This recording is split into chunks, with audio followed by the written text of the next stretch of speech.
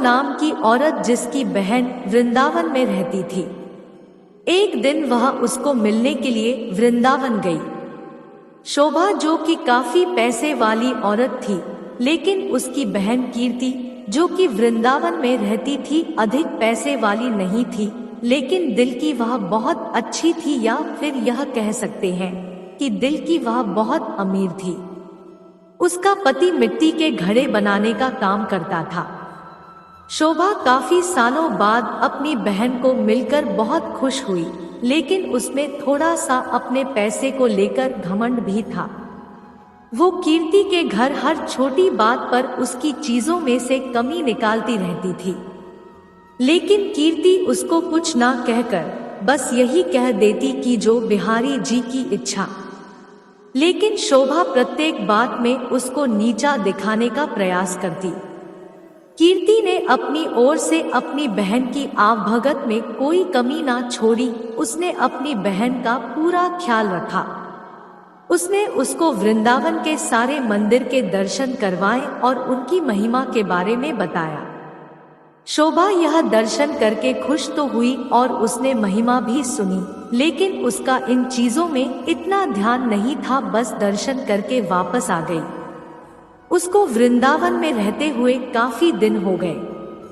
एक दिन वह अपनी बहन से बोली कि कीर्ति, अब बहुत दिन हो गए तेरे घर रहते हुए, अब मुझे अपने घर जाना चाहिए। कीर्ति थोड़ी सी उदास हो गई और बोली, बहन कुछ दिन और रुक जाओ। शोभा बोली, नहीं, काफी दिन हो गए मुझे आए हुए। घर में मेरा पति और बच्चे अकेले हैं, उनको सांस के सहारे छोड़कर आई हूं। अब मैं फिर कभी आऊंगी। जब शोभा वापस जाने लगी तो कीर्ति जो कि शोभा की बड़ी बहन थी, उसने अपनी छोटी बहन को उपहार स्वरूप मिट्टी का घड़ा दिया। घड़े को देखकर शोभा हैरान सी हो गई और मन में सोचने लगी क्या कोई उपहार में भी घड़ा देता है, लेकिन कीर्ति के बार बार आग्रह करने पर उसने अनमने से घड़ा ले लिया। जब शोभा जाने लगी तो कीर्ति की आंखों में आंसू थे, लेकिन शोभा उससे नजरें चुराती हुई जल्दी जल्दी वहां से चली गई। सारे रास्ते शोभा यही सोचती रही कि मैं घर जाकर अपनी सास और पति को क्या बताऊंगी कि मेरी बड़ी बहन ने मुझे घड़ा उपहार के रूप में दिया है, तो उसको इस बात से बहुत लज्जा आ रही थी।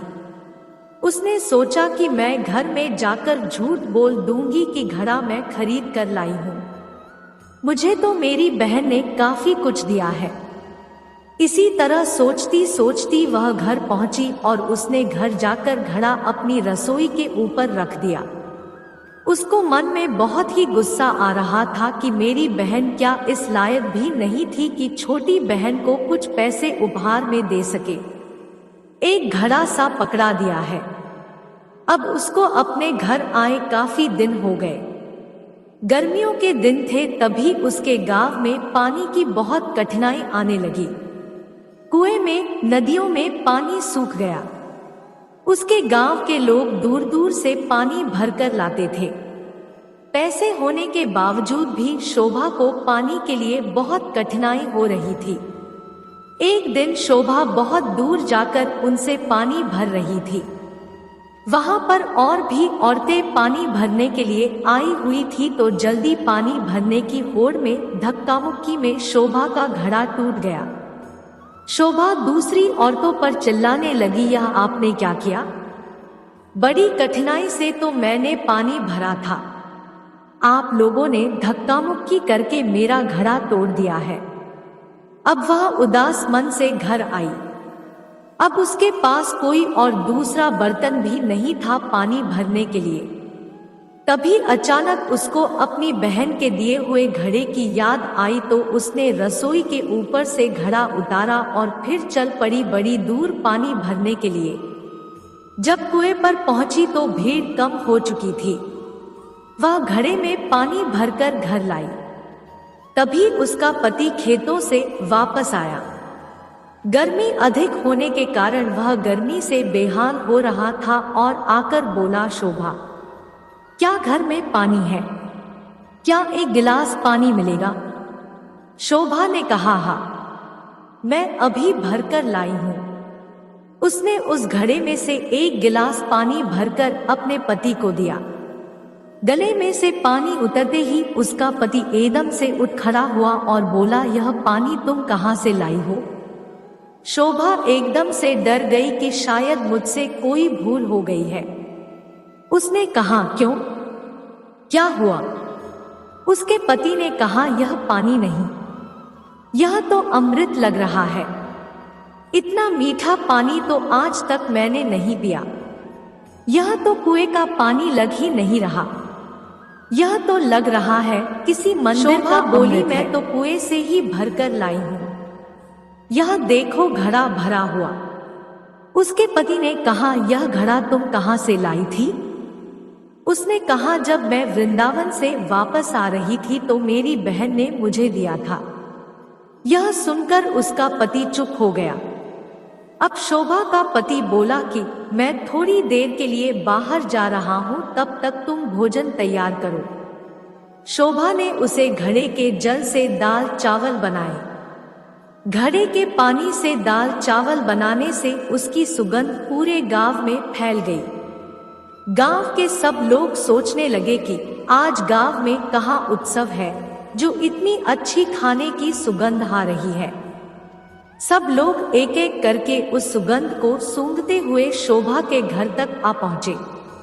साथ में उसका पति भी था। शोभा के पति ने आकर पूछा कि आज तुमने खाने में क्या बनाया है? शोभा ने कहा कि मैंने तो दाल और चावल बनाए हैं। सब लोग हैरान हो गए कि दाल चावल की इतनी अच्छी सुगंध। सब लोग शोभा का मुंह देखने लगे कि आज तो हम भी तेरे घर से दाल चावल खा कर जाएंगे। उसने किसी को मना नहीं किया और थोड़ी थोड़ी दाल चावल सबको दिए। दाल चावल खाकर सब लोग उसको कहने लगे, यह दाल चावल नहीं, ऐसे लग रहा है कि हम लोग अमृत चख रहे हैं। शोभा के पति ने कहा कि तुमने आज दाल चावल कैसे बनाए? उसने कहा कि मैंने तो यह घड़े के जल से ही दाल चावल बनाए हैं। शोभा का पति बोला, तेरी बहन ने तो बहुत अच्छा उपहार दिया है। अगले दिन जब शोभा घड़ा भरने के लिए जाने लगी तो उसने देखा घड़ा तो पहले से ही भरा हुआ है। उसका जल वैसे का वैसा है जितना वो कल लाई थी। उसने उसमें से खाना भी बनाया था, जल भी पिया था, लेकिन घड़ा फिर भरा का भरा था। शोभा एकदम से हैरान हो गई, यह कैसे हो गया? तभी अचानक से उसी दिन उसकी बहन कीर्ति उसको मिलने के लिए उसके घर आई तो शोभा अपनी बहन को देखकर बहुत खुश हुई। उससे गले मिली और उसको पानी पिलाया। शोभा ने अपनी बहन को कहा कि दीदी, यह जो तूने मुझे घड़ा दिया था यह तो बहुत ही चमत्कारी घड़ा है। मैंने तो तुझ समझकर रसोई के ऊपर रख दिया था, लेकिन कल जब से इसमें जल भरा हुआ है तब से जल भरा हुआ है। इसका जल इतना मीठा है और इसके जल से मैंने दाल और चावल बनाए जो कि अमृत के समान बने थे। उसकी बहन बोली, अरे ओ मेरी भोली बहन, क्या तू नहीं जानती कि यह घड़ा ब्रज की रज यानी वृंदावन की माटी से बना है, जिस पर साक्षात किशोरी जी और ठाकुर जी नंगे पांव चलते हैं। उसी रज से यह घड़ा बना है। यह घड़ा नहीं, साक्षात किशोरी जी और ठाकुर जी के चरण तुम्हारे घर पड़े हैं। किशोरी जी और ठाकुर जी का ही स्वरूप तुम्हारे घर आया है। यह सुनकर उसकी बहन अपने आप को कोसती हुई और लज्जित होती हुई अपनी बहन के कदमों में गिर पड़ी और बोली, मुझे क्षमा कर दो जो मैं वृंदावन की रज की महिमा को न जान सकी। जिसकी माटी में इतनी शक्ति है तो उस बाके बिहारी और लाडली जू में कितनी शक्ति होगी। मैं अज्ञानी मूर्ख ना जान सकी।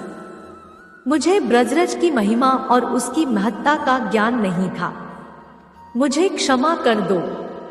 उसकी बहन ने उसको उठाकर गले लगाती हुई बोली कि बहन, किशोरी जी और ठाकुर जी बहुत ही करुणावतार है। तुम्हारे ऊपर उनकी कृपा थी जो इस घड़े के रूप में, इस रज के रूप में तुम्हारे घर पधारे। शोभा बोली, बहन, तुम्हारे ही कारण मैं धन्य हो उठी हूं, तुम्हारा लाख लाख धन्यवाद। यह कहकर दोनों बहनें आंखों में आंसू भरकर एक दूसरे के गले लगकर रोने लगी। जय जय श्री राधे राधे। ऐसी ही और वीडियो के लिए हमारे चैनल को सब्सक्राइब करें। धन्यवाद।